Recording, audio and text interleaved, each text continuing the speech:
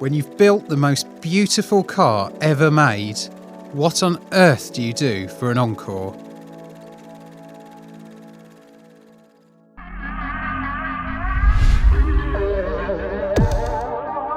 It's taken Jaguar 50 years to answer that question, but at last, the F-Type is here.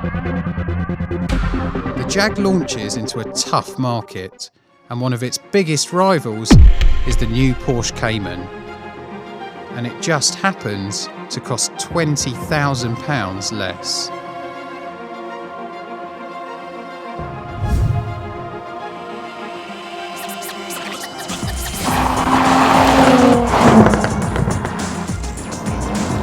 One of my earliest memories was riding in my dad's E-Type Jag when I was just 3 years old, and that's what got me really hooked on cars. This F-Type is the V6S. It's the midpoint of the range between the V6 and the V8. With 375 brake horsepower on tap, it hits 60 miles an hour in less than 5 seconds.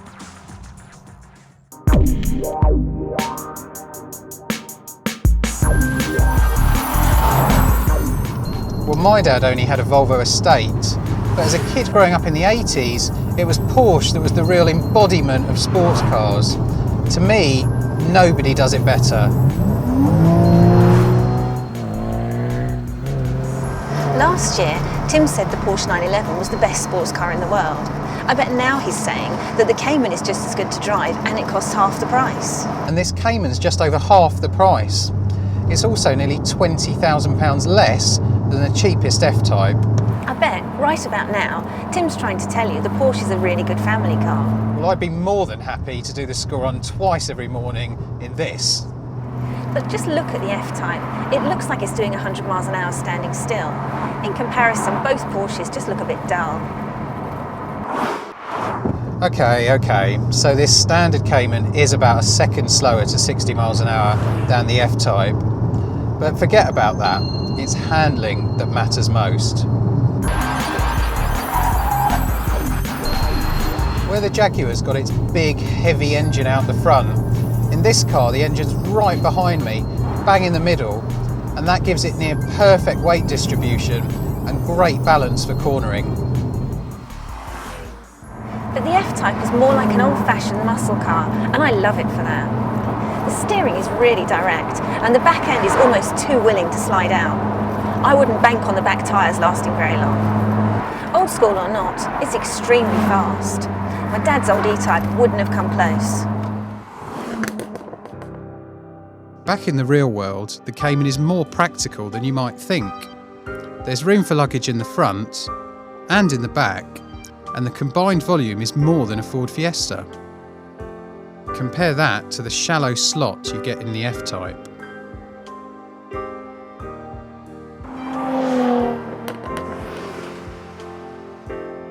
Jaguar was below average for reliability in the latest Which Car survey, the largest of its kind in the UK. Porsche was better and was also rated top for owner satisfaction. Click the link below to find out more. That's all very sensible, but on the road, the Jag just feels more special, and its 8-speed automatic gearbox really lives up to its quick shift name. I've always preferred a manual gearbox in a sports car, but most people will pay £2 more for this PDK dual clutch auto, and I can see why. It accelerates quicker and it's more economical.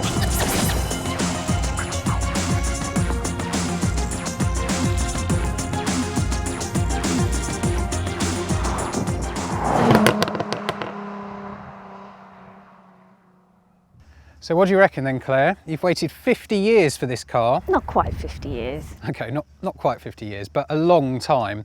Was it worth the wait? Definitely. It's the best thing to come out of Coventry since the E-Type, and I think it's the best car of the year. It is a fantastic car, I'll give you that. But you'd take the Cayman? You already know that. I think it's better to drive.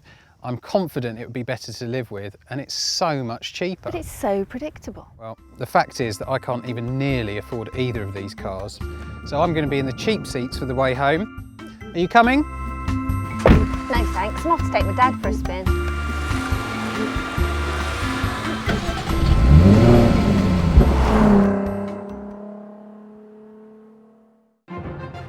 Click here to read our first drives of the Jaguar F-Type and Porsche Cayman, plus our top 10 sports car buying tips.